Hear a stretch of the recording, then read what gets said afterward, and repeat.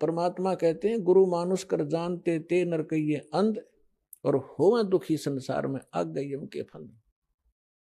परमात्मा आपकी ट्रायल लेता है कि ये थी इस दास के स्थान पर मैं होता तो ये सामने वाला मेरे साथ जैसा आज इसके साथ व्यवहार कर रहा है ऐसा ही मेरे साथ करता।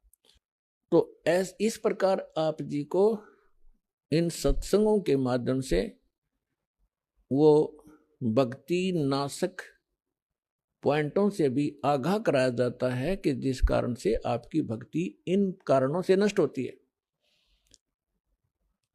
फिर भी उन्होंने बार बार प्रार्थना करने से शंकर भगवान ने कहा कि जो मेरे मुख से वचन निकल गया अब ये वापस नहीं हो सकता, इतना अवश्य कर दूंगा तेरे गुरु जी की प्रार्थना पर कि उस नरक के अंदर तुझे यम के दूत दुखी नहीं करेंगे, रहना पड़ेगा 1,00,000 वर्ष तक नरक में ही, उसको मैं बाहर नहीं कर सकता। अब यहां परमात्मा कहते हैं मासा घटे ना तिल बध है, विध ना लिखे जो लेख, और सच्चा सतगुरु मेट कर ऊपर मारते मेघ। तो ये भगवान केवल उतना ही कर सकते हैं, इससे वो कम और ज्यादा नहीं कर सकते। जो उनकी किसी भी 3 ताप के कारण या प्रारब्ध के कारण जो भी उनको सुख या दुख है उतना ही मिलेगा। अब जैसे किसी मंत्री का मित्र हो कोई, उसकी सजा हो जाती है तो वो मंत्री उस सजा से मुक्त नहीं करा सकता, उसको जेल में तो रहना पड़ेगा, लेकिन उस मंत्री के प्रभाव से वहां के जेलर और कर्मचारी उसको कष्ट कति नहीं देंगे, ये अंडरस्टूड है, लेकिन रहना पड़ेगा जेल में ही। इस प्रकार कागभूषण बता रहे हैं कि मैं ऐसा नालायक था कि उससे पहले के आज मुझे पिछली इतिहास नजर आता है, क्योंकि मैं भक्ति पर हूं। मैंने असंख्य जन्म खो दिए थे, जो टर्न वाइज मुझे असंख्यों जन्म मनुष्य के मिले, लेकिन भक्ति मैंने किसी भी जन्म में बीज नहीं बोया भक्ति का, और उस जन्म में मेरा भक्ति का बीज बो गया। और वो बीज बोने का, भक्ति का बीज पड़ने का कारण मेरे परिवार का नाश होना था। अगर वो परिवार नाश ना होता, वो परिवार के वो तो क्षेत्र ही नाश हो गया था, तो वो मेरे लिए वरदान सिद्ध हो गया। आज मुझे महसूस हो रहा है वो कष्ट ना आता तो मैं उस जन्म में भी भक्ति नहीं करता, इतना नीच था। अब कागभूषण कहता उसके बाद मेरा 1,00,000 वर्ष के बाद फिर पुनः जन्म हुआ, भक्ति की कसक मेरे अंदर फिर भी बनी रही। मैंने एक लोमस ऋषि के साथ वाद विवाद कर दिया भक्ति के ऊपर। उसने श्राप दे दिया, रे चंडाल, तेरा चंडाल के घर जन्म होगा, काग चंडाल के। तो कहता है कि मेरे मन, जब गुरुजी ने मुझे ऐसा क्रोध से वचन बोला, मेरे को क्रोध नहीं हुआ, मैं समझ गया कि बात बिगड़ गई। मेरे मन में क्रोध नहीं आया, ना दुख हुआ, मुझे एहसास हुआ कि मेरे से भारी गलती बन गई। तो मैंने उनके तरफ करबद्ध होकर के हाथ जोड़ के ऐसे मायूस सा बनकर कहा कि हे ऋषि जी,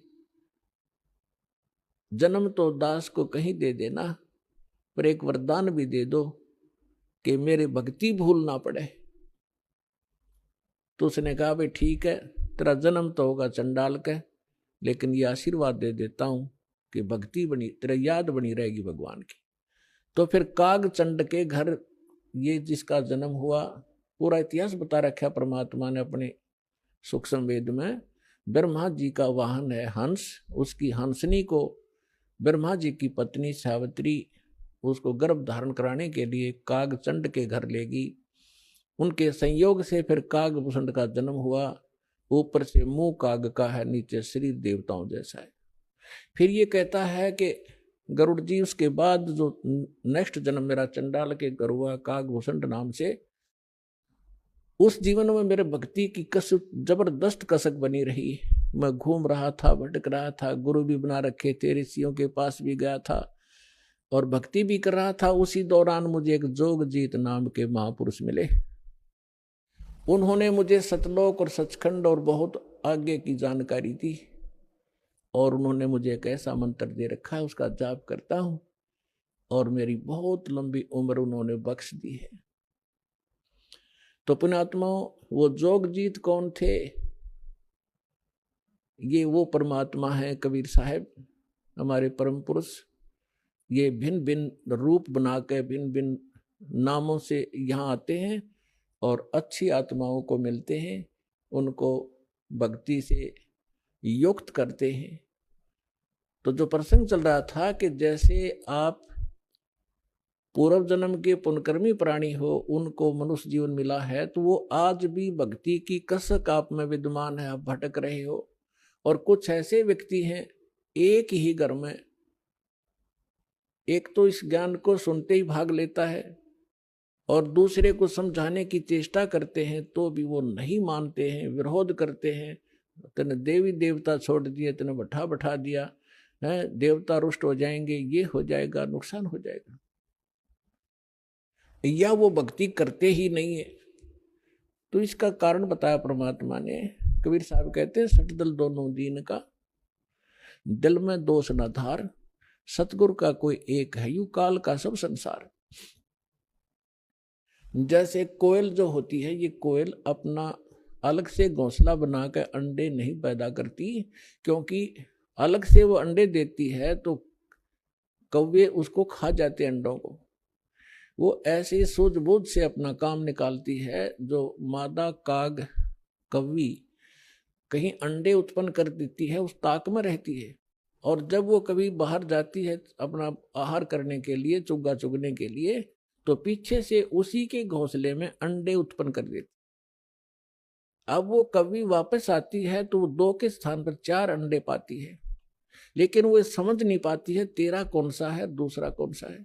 तो उन सभी को वो उसको परिवरिश कर देती है, उनसे बच्चे निकाल देती है और उनमें उसका अपना सा मोह हो जाता है। और वो कभी कोयल सामने देखती रहती है, उनके आसपास रहती है कि कब ये बच्चे उड़ने योग्य हों और फिर इनको मैं साथ ले जाऊं। जब वो देख लेती है कि ये बच्चे कुछ दूर तक उड़कर वापस आने लगे हैं, तब दूर वृक्ष पर बैठ के अपनी बोली बोलती है, कुहू कुहू की।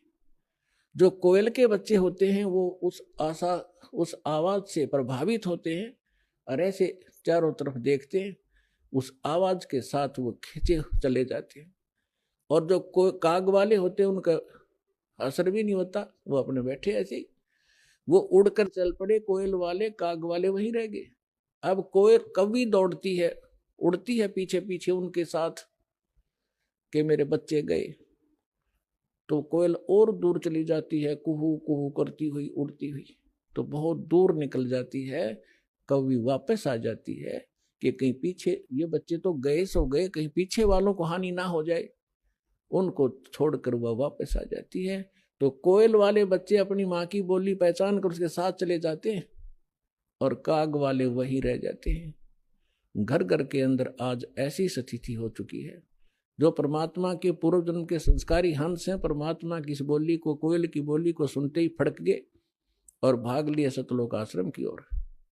और वो भी अगर छाने नहीं हुए हैं, अभी समझन जोगे जो शेष रह रहे हैं, ये भी हो सकता है, तो वो भी अगर कोयल के होंगे तो अवश्य सतलोक आश्रम बरवाड़ा में आना पड़ेगा उनको। तो ठीक इसी प्रकार पिछले संस्कार प्रारंभ से ये सब आपका पिछले संस्कार से आपको सब वस्तु प्राप्त हो रही है, लेकिन आगे की भी तैयारी करवानी है। जैसे कागभूषण का पिछला संस्कार नहीं था, ऐसा रीजन बन गया और उसके ऊपर इतना सत्संग की बौछार होगी, ना चाहते हुए भी उसने वहां रहना था। रोज ऋषि ने संत ने सत्संग करना था, उसका असर हो गया।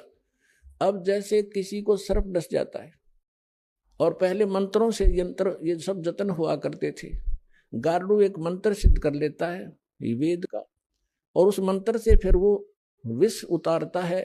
तो उस जिसको सर्प ने डसा हुआ है वो अचेत पड़ा है, ना उस मंत्र की लैंग्वेज समझता है, ना आवाज सुन रहा है, लेकिन वो मंत्र फिर भी उसके ऊपर असर करके विष रहित कर देता है और वो सचेत हो जाता है। ठीक इसी प्रकार आज परमात्मा ने यही तरीका बनाया है। ऐसे साधन बना दिए, चिप बनवा दी, वीडियो ये DVD बनवा दी, सुबह दोपहर शाम की आरती कंपलसरी करनी पड़ेगी। अब घर के अंदर जो सदस्य नहीं भी नाम लेना चाहते, और ना सुनना चाहते हो, घर से बाहर कहाँ जाएंगे। आप अपनी आरती भी कर रहे हो, आप अपना मंत्र जाप भी कर रहे हो, आप परमात्मा की वाणी सत्संग भी चला देते हो देर सवेर, तो उनके ऊपर उस कागभूषण की तरह एक दिन असर होगा। और वो भी, या राम नाम की कलम उनका भी चढ़ेगी एक दिन, और उनका पार होगा, क्योंकि भगवान का वचन है।